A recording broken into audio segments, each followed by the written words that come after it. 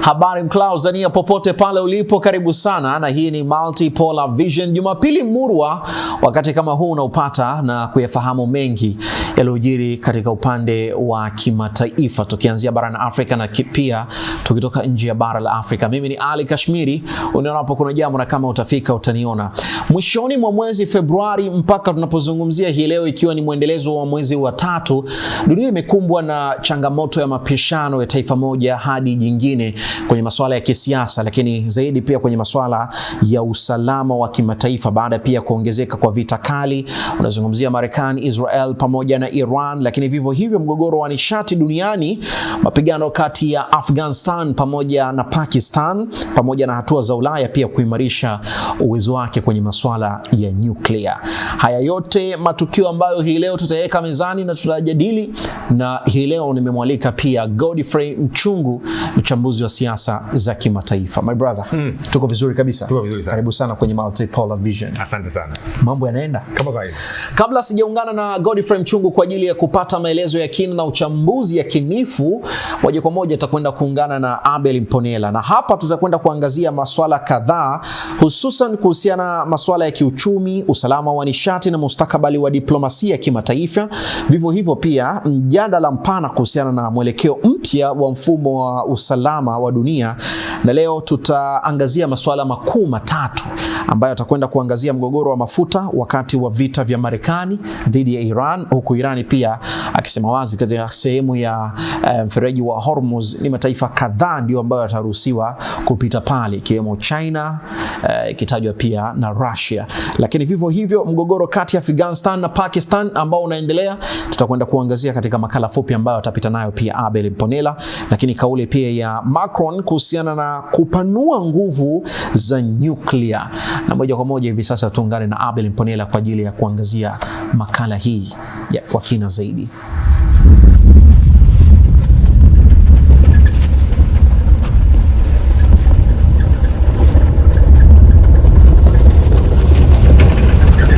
Asante sana Ali Kashmiri pamoja na mtazamaji wa Multipolar Vision Jumapili ya leo.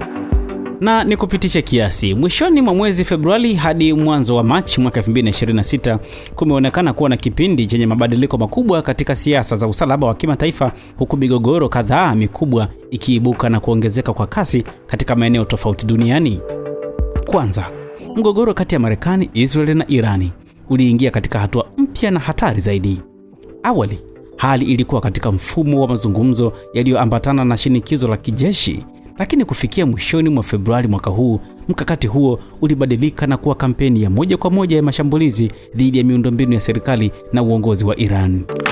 Wakati mazungumzo ya Geneva yakiendelea, Marekani iliongeza kwa kiwango kikubwa uwepo wake wa kijeshi katika eneo la Mashariki ya Kati. Tarehe 27 Februari ilitolewa amri ya mwisho ya kuanza operesheni ya kijeshi iliyopewa jina la Operation Epic Fury, iliyojumuisha mashambulizi ya anga pamoja na operesheni za kudhibiti mifumo ya mawasiliano ya mtandao na anga za juu. Tukio hili lilizua mjadala mkubwa sana ulimwenguni. Lilikuwa taarifa kwamba kiongozi mkuu wa Iran Ali Khamenei aliuawa katika mashambulizi ya pamoja ya Marekani na Israel, huku ripoti zikisema baadhi ya wanafamilia wake pia waliuawa. Hatua hii imeweka mfano mpya hatari katika siasa za kimataifa, ambapo kuondoka uongozi wa taifa kunatangazwa wazi kama lengo la kijeshi, jambo ambalo linaongeza uwezekano wa mabadiliko ya utawala kwa nguvu na kuimarisha mvutano wa kikanda. Katika muktadha huo, msimamo wa kisiasa wa Donald Trump umekuwa muhimu sana. Baada ya mashambulizi kuanza, Trump alisherehekea hadharani kuuawa kwa kiongozi wa Irani na kuahidi kuendelea na mashambulizi hadi kufikia kile alichokiita ushindi kamili. Tarehe 3 Machi alitangaza kwamba Irani sasa inataka mazungumzo, lakini imechelewa. Kauli ambayo kwa vitendo iliondoa nafasi ya diplomasia na kuonesha kuwa Marekani iko tayari kuendeleza kampeni ya kijeshi kwa muda mrefu. Wakati huo huo, Pentagon ililiambia bunge la Marekani kwamba hakuna dalili kwamba Irani ilikuwa inapanga mashambulizi ya Marekani kwanza, jambo ambalo limeibua mijadala kuhusu msingi wa kijasusi uliotumika kuhalalisha operesheni hiyo. Kwa ujumla, hali hii imeongeza hatari ya mashambulizi ya kulipiza kisasi kupitia makundi washirika wa Iran na mashambulizi dhidi ya miundombinu ya nishati na usafirishaji, hasa katika eneo la Ghuba ya Uajemi na mlango wa Hormuz. Mgogoro huu wa kijeshi unachochea pia mgogoro wa pili muhimu ambao ni mgogoro wa nishati duniani. Katika siku chache za mwanzo wa Machi 2026, bei za mafuta zilipanda kwa kasi kutokana na hofu ya usalama wa usafirishaji wa mafuta kupitia mlango wa Hormuz, ambao unapitisha takriban 20% ya mafuta yote yanayotumiwa duniani. Bei ya mafuta aina ya Brent ilifika dola 82.68 kwa pipa, kiwango cha juu tangu mwaka 2024, huku mafuta ya WTI yakipanda hadi dola 75.91 kwa pipa. Sababu kuu ya ongezeko hili si upungufu wa mafuta ulimwenguni, bali hatari ya kuvurugika kwa njia za usafirishaji. Irani ilitoa kauli kuhusu uwezekano wa kufunga mlango wa Hormuz na kutishia kushambulia meli zinazopita katika eneo hilo. Hali hii ilisababisha kampuni nyingi za bima kusitisha huduma zao kwa meli zinazoingia katika eneo hilo na wamiliki wa meli kuanza kuliepuka. Matokeo yake, meli nyingi za mafuta zilikwama zikisubiri njia salama ya kupita. Gharama za usafirishaji pia zilipanda kwa kiwango kikubwa, ambapo kusafirisha meli kubwa za mafuta kutoka Mashariki ya Kati kwenda China kulifika zaidi ya dola 423,000 kwa siku, kiwango cha juu zaidi kuwahi kurekodiwa. Ingawa kundi la wazalishaji wa mafuta la OPEC lilijadili kuongeza uzalishaji kwa kiasi kidogo ili kupunguza shinikizo la bei, wataalamu wanaeleza kwamba tatizo kuu haliko kwenye uzalishaji, bali kwenye usalama wa usafirishaji wa mafuta na gesi kutoka Ghuba ya Uajemi. Wakati huo huo, bei za gesi na LNG barani Ulaya pia zilipanda kutokana na hofu ya athari za mgogoro huo katika soko la nishati. Wachumi wa Ulaya wameonya kuwa ikiwa vita vitaendelea kwa muda mrefu, ongezeko la bei ya nishati linaweza kuongeza mfumuko wa bei na kupunguza kasi ya ukuaji wa uchumi. Mbali na Mashariki ya Kati, mvutano mwingine mkubwa umeibuka katika Asia ya Kusini kati ya Afghanistan na Pakistan. Mwanzoni mwa Machi 2026, hali ya usalama mpakani mwa nchi hizo mbili ilibadilika kutoka matukio ya kawaida ya mpakani na kuwa mapigano makubwa yanayohusisha ndege za kivita, mizinga na ndege zisizo na rubani. Pakistan ilifanya mashambulizi ya anga na ardhini dhidi ya maeneo yanayodai kwamba yanahusishwa na miundombinu ya vitisho, huku Afghanistan ikijibu kwa mashambulizi ya kulipiza kisasi dhidi ya vituo vya kijeshi vya Pakistani katika mstari wa mpaka wenye urefu wa takriban kilomita 2600 hivi. Moja ya matukio makubwa zaidi katika mgogoro huo ni mashambulizi dhidi ya kituo cha anga cha Bagram, ambacho zamani kilikuwa kituo kikuu cha kijeshi cha Marekani na NATO nchini Afghanistan. Ripoti za picha za satellite zinaonyesha dalili za uharibifu katika eneo hilo. Wakati huo huo, milipuko na mashambulizi ya angani yameripotiwa katika mji mkuu wa Kabul na maeneo karibu, hali inayoongeza hofu kwamba mapigano yanaweza kusogea karibu na miji mikubwa. Pakistan inaeleza kuwa mashambulizi hayo yanalenga kukabiliana na kundi la wanamgambo la Tehrik-e-Taliban Pakistan, ambalo Islamabad inadai linatumia ardhi ya Afghanistan kama kituo cha kupanga mashambulizi dhidi ya Pakistan. Serikali ya Taliban nchini Afghanistan imekanusha madai hayo. Rais wa Pakistan Asif al-Zardari alitangaza kuwa Pakistani imejaribu njia za kidiplomasia bila mafanikio na sasa inalazimika kuchukua hatua za kijeshi.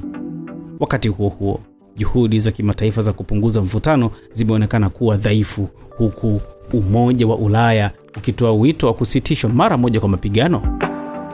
Wataalamu wanaonya kuwa kuongezeka kwa mapigano kunaweza kusababisha wimbi jipya la wakimbizi, kuvuruga biashara mpakani na kuimarisha makundi ya itikadi katika eneo hilo. Katika bara la Ulaya pia kumetokea mabadiliko muhimu katika sera za usalama. Rais wa Faransa Emmanuel Macron alitangaza tarehe 2 Machi kwamba ameagiza kuongeza idadi ya vichwa vya nyuklia katika silaha za Ufaransa. Sambamba na hilo, alitangaza mkakati mpya wa kuzuia vitisho unaojulikana kama Forward Deterrence, ambao unaweza kujumuisha kupeleka ndege za kivita aina ya Rafale zinazoweza kubeba silaha za nyuklia katika baadhi ya nchi washirika wa Ulaya na kushirikisha washirika katika mazoezi ya kijeshi yanayohusiana na ulinzi wa nyuklia. Macron pia alitangaza kuwa Ufaransa haitatoa tena taarifa hadharani kuhusu ukubwa halisi wa silaha zake za nyuklia, tofauti na utaratibu wa awali uliokuwa ukitoa makadirio ya takriban vichwa 300 vya nyuklia. Wakati huo huo, Ufaransa na Ujerumani zimeanzisha kikundi maalum cha uratibu wa masuala ya nyuklia ili kuongeza ushirikiano wa kimkakati katika eneo hilo. Hatua hizi zimechochewa na wasiwasi unaoongezeka katika bara la Ulaya kuhusu uhakika wa dhamana za usalama kutoka Marekani. Baadhi ya nchi kama Ujerumani, Poland na Uholanzi zinatajwa kuwa washiriki wa uwezekano katika mpango huo mpya wa kuimarisha ulinzi wa nyuklia. Kwa ujumla, matukio haya yanaonyesha kuwa dunia inaingia katika kipindi kipya cha mvutano mkubwa wa kisiasa na kijeshi. Kuongezeka kwa migogoro katika Mashariki ya Kati, Asia ya Kusini na Ulaya kunaonyesha jinsi masuala ya usalama, nishati na siasa za kimataifa zinavyoungana na jinsi maamuzi ya kijeshi na kisiasa katika eneo moja yanavyoweza kuathiri uchumi na usalama wa dunia. Mpaka hapa ni kushukuru sana mfuatiliaji wa Multipolar Vision kutoka Clouds TV Jumapili ya leo. Asante sana Al Kashimiri pamoja na jopo lako. Mimi ni Abel Mponela. Bye kwa sasa. Alright, asante sana Abel Mponela kwa kile ambacho umetuangazia kwenye makala hiyo ambayo imeelezea mambo matatu kwa kina zaidi. Lakini hivi sasa moja kwa moja tunakwenda kujikita kwenye uchambuzi wa kile ambacho kinaendelea Mashariki ya Kati. Na nimekueleza kwamba nipo na mchambuzi wa siasa za kimataifa Godfrey Mchungu. Godfrey, tunatamani kuyafahamu mengi baada ya kusikiliza pia makala ya Abel Mponela. Lakini kubwa zaidi ni kile ambacho kinaendelea Mashariki ya Kati. Tunafahamu kwamba mwishoni mwa mwezi wa 12 yalikuwa yameshaanza mazungumzo ambayo yameenda fezi ya kwanza, yakaenda fezi ya pili kati ya Iran dhidi ya Marekani ambayo imeenda kufanyika pale Geneva. Lakini awali tumeshuhudia Oman yakianza fezi ya kwanza, fezi ya pili yakaenda Geneva. Watu wengi waliona pengine sasa diplomasia itachukua nafasi yake na kuangazia pengine hili jambo litofika huku, lakini matokeo yamekuwa tofauti. Tunaweza tukasema pengine diplomasia imetumika kama kifuniko tu cha kulinda haya mambo, lakini mgogoro ukatokea. Nini hasa kimetokea katikati diplomasia isichukue nafasi yake na hatimaye mashambulizi Marekani moja kwa moja na Israeli yakaanza kuyapeleka Iran? Yes, swali zuri. Kwanza ni kwamba ukiyatazama yale mazungumzo ambayo yanaendelea Geneva, yaliweza kuweka kwenye meza mazungumzo hoja 5 za msingi.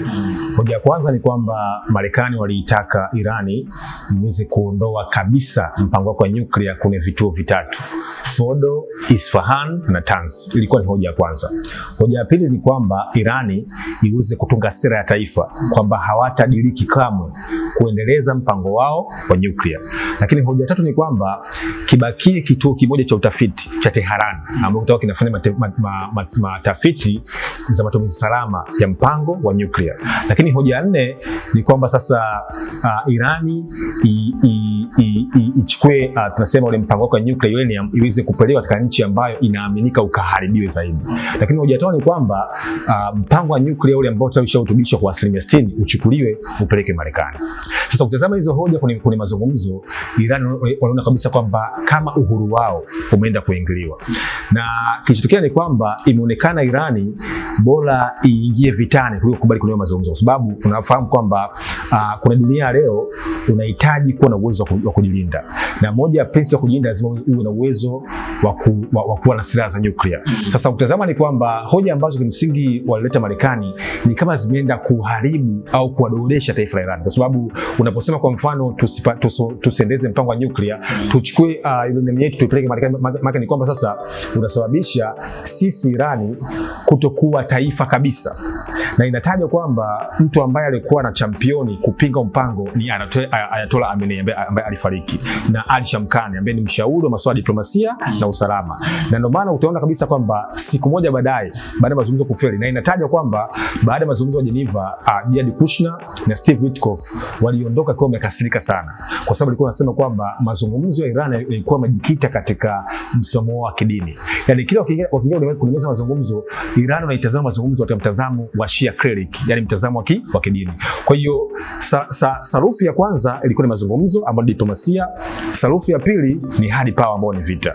Na hiyo inakuja tunaona kabisa kwamba tangu mwezi wa kwanza vilikuwa vishapelekwa silaha za maangamizi, zile melikebu katika Mashariki ya Kati yote. Kuna vile ambavyo kimsingi vimetolewa Taiwan, vimetolewa Venezuela, vimeenda katika eneo Mashariki ya Kati. Maana ni kwamba ilikuwa ni mkakati wa kwanza mazungumzo ya diplomasia, ikifeli diplomasia tunaingia kwenye safu ya pili ambayo ni hard power. Sasa nafikiri kufanya kipindi nikasema kwamba kuna mazungumzo lazima uwe na negotiation power. usawa. Kwa lazima na uwezo wa kuofa na kuwa na kitu ambacho kinamtisha mwenzako kuweza kupata kile ambacho unachokitaka. Kwa hiyo ukitazama ni kwamba Marekani alikuwa anaweza kukaa kwenye meza ya mazungumzo, lakini katika upande wa pili ana silaha za maangamizi.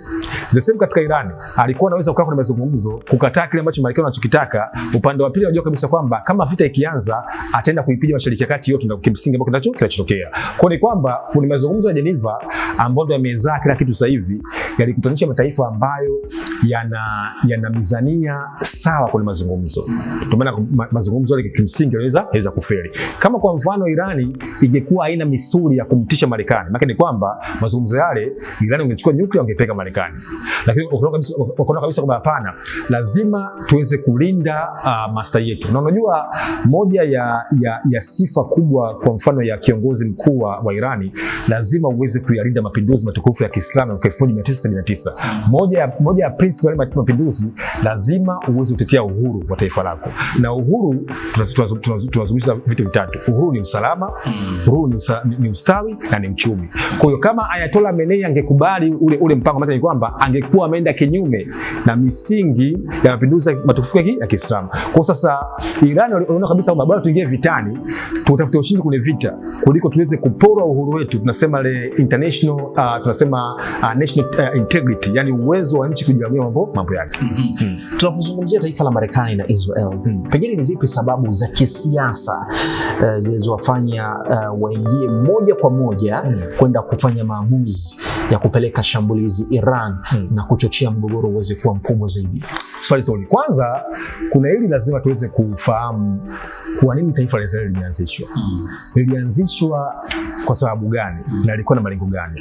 Tunafahamu kwamba taifa la Israeli lilianzishwa, ukiacha kwamba karne ya 19 ambapo tunaita Zionism movement, na ukiacha hivyo ambapo tunaita Balfour Declaration mwaka 1917, na ukiacha kwamba mwaka 1947 two state solution, mwaka 1978 uanzishwe taifa la Israeli. Israeli wana ndoto siku moja ambayo inaitwa Zionism movement, mkakati wa kupanua mipaka, ambao mkakati huu unaongozwa na wanasiasa wakubwa nchini Marekani. Sasa huu mkakati ili uweze kuelewa, lazima uweze kuchambua dhana ya lobbyist wa Israeli ndani ya siasa za Marekani. Na hii kuna profesa mmoja anaitwa maarufu sana, anaitwa Profesa John Mearsheimer. Ameandika kitabu kinaitwa Israel Lobby, namna ambavyo Waisraeli wana lobby utawala wa Marekani wanapoteza Mashariki ya Kati. Sasa hapa kuna taasisi nyingi, kwa mfano kuna taasisi ambayo inaitwa AIPAC, utazama, ambayo imekuwa ikidhamini wanasiasa wa Marekani ikiwemo wa Republican na Democrat. Lakini vile kuna kitu kinaitwa Christian for United States for Israel.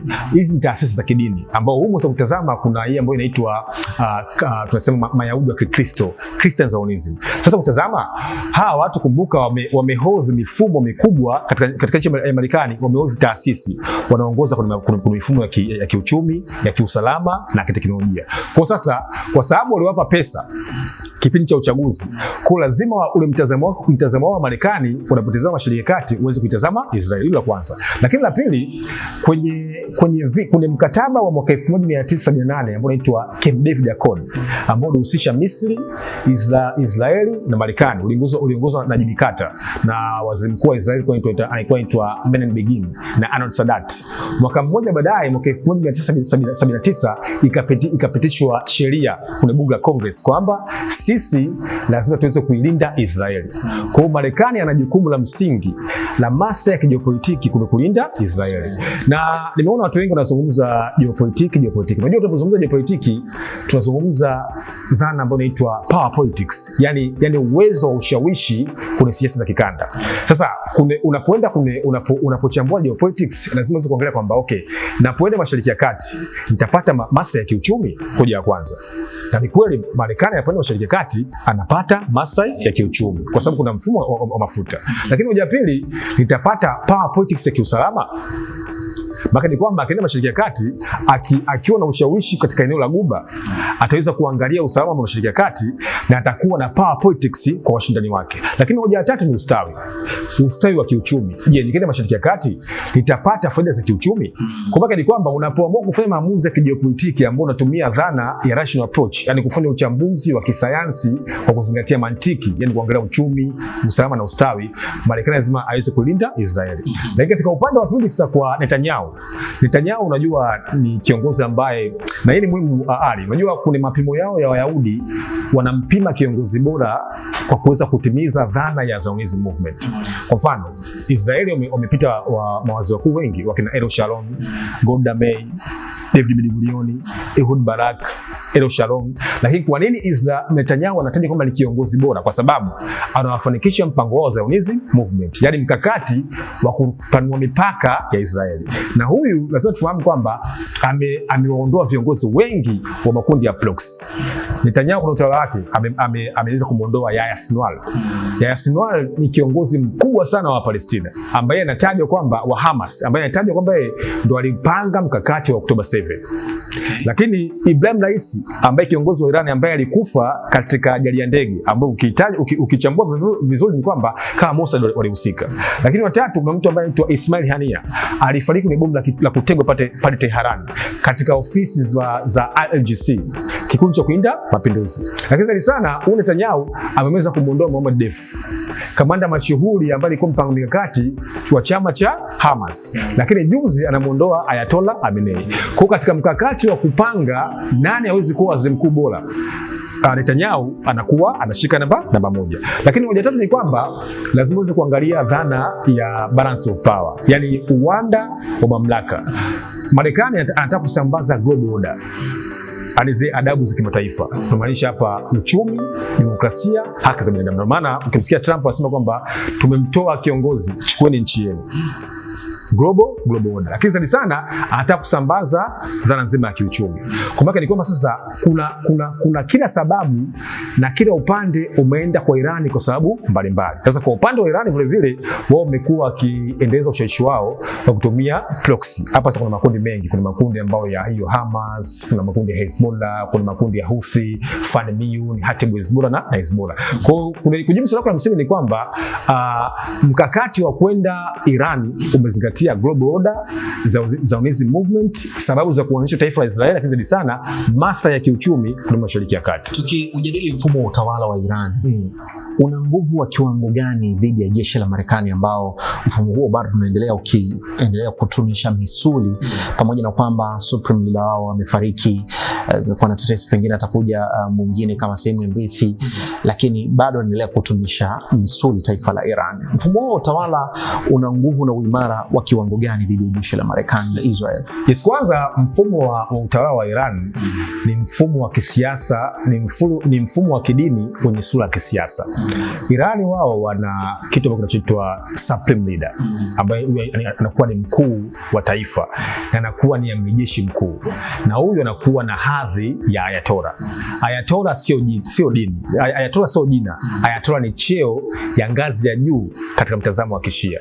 Kwa hiyo ili uweze kuwa kiongozi wa Iran lazima uweze kuwa na elimu katika hiyo nafasi ya ayatola. Lakini sasa ushakuwa supreme leader, unakuwa una nguvu kiasi gani? Cha kwanza unakuwa unamiliki idara za usalama, idara za ujasusi. Kuna kitu kinaitwa instrument of state power.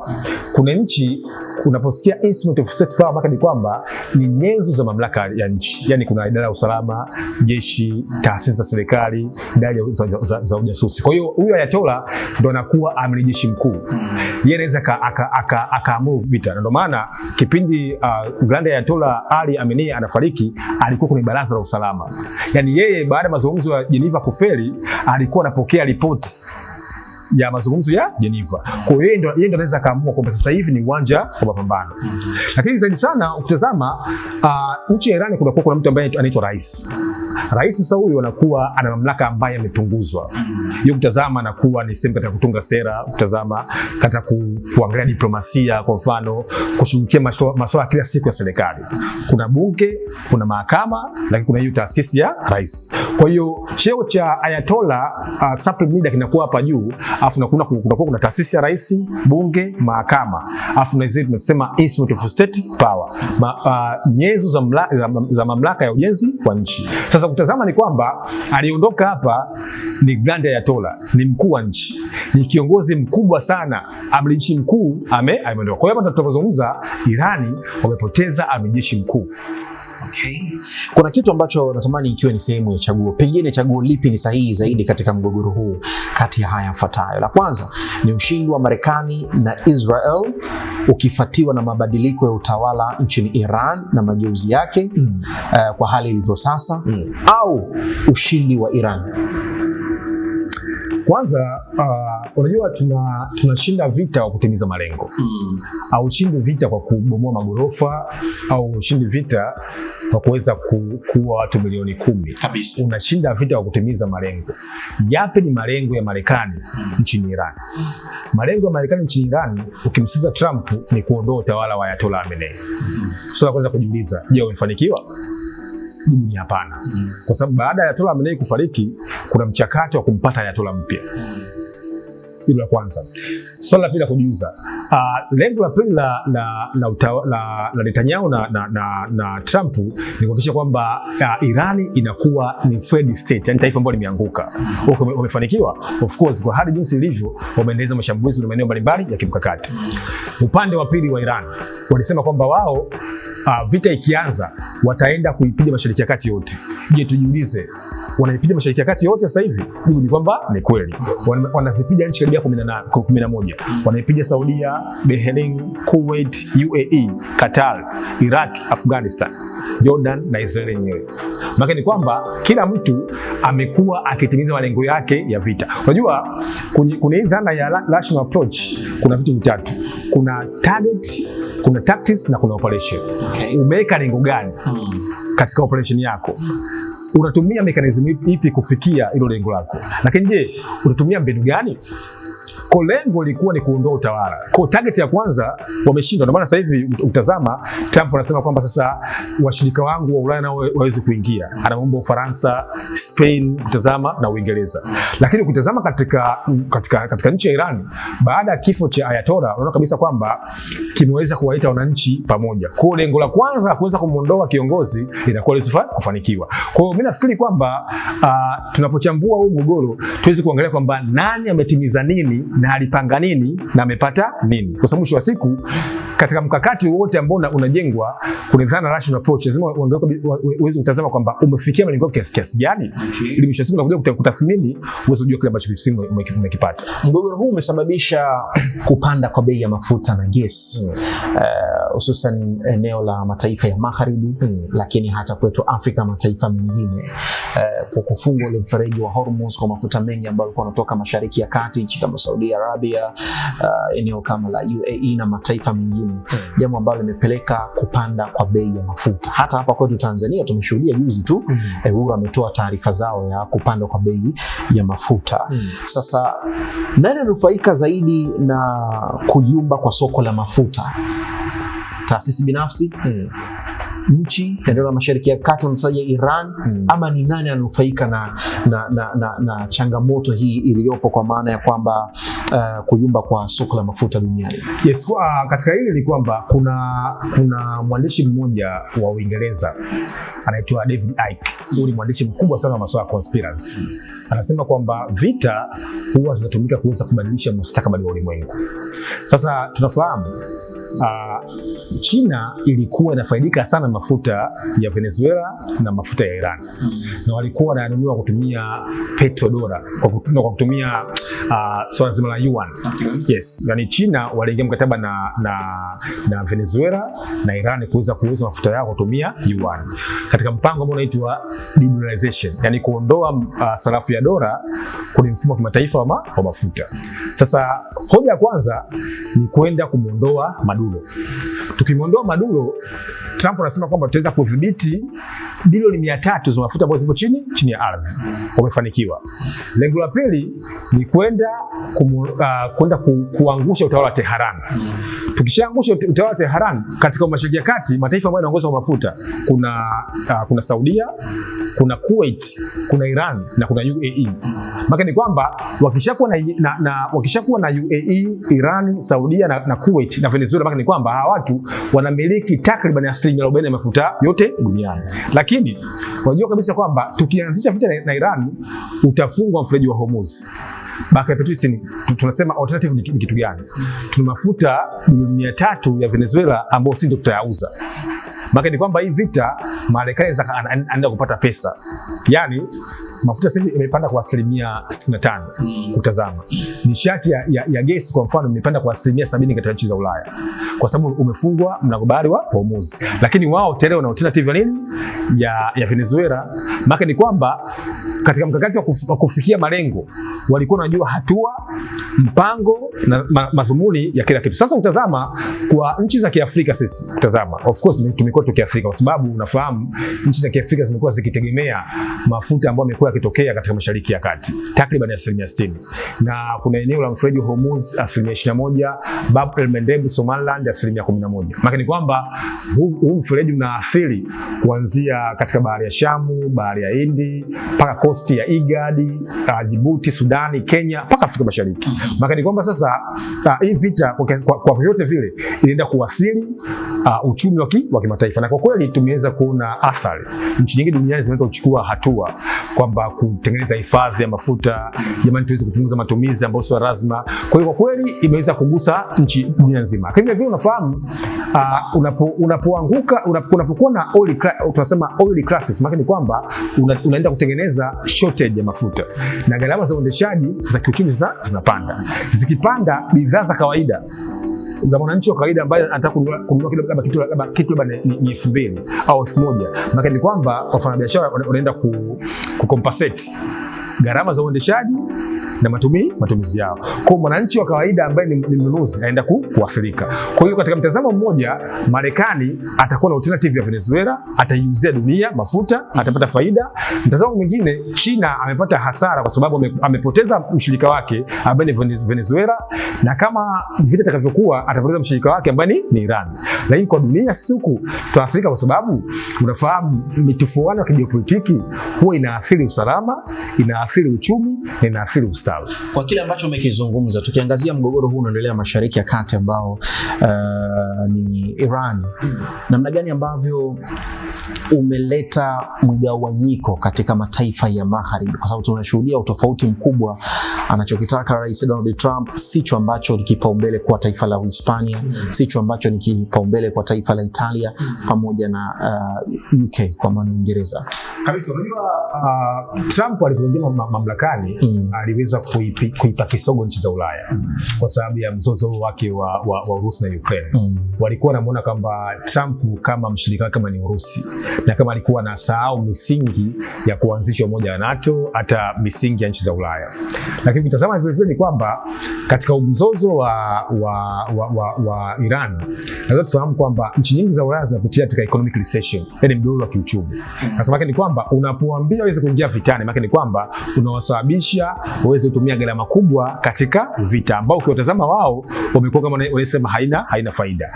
Kwa mtazamo mwingine, linapokuja swala la Israeli, nchi za Ulaya zinakuwa ni common interest, yani inakuwa ni maslahi yao ya msingi ya kudumu. Lakini kwa upande mwingine wanasema kabisa kwamba mbona uso wakati wa vita? Hata utazama jana kwa mfano katika bunge la Congress, takriban wabunge maseneta kwa mfano 56% wamepiga kura kuweza kukubali mpango wa Trump.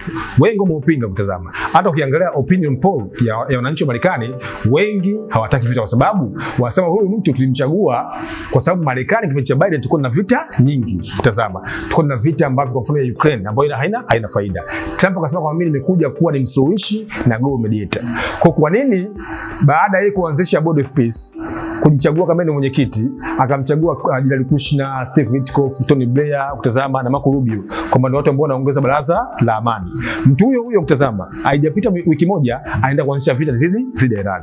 Kwa maana ni kwamba sasa wananchi cha kwanza wamechoka na vita. Lakini sasa vile vile katika masuala ya kiuchumi unafahamu kwamba moja ya mambo manne ya taifa la Marekani kuna maslahi yao ya msingi.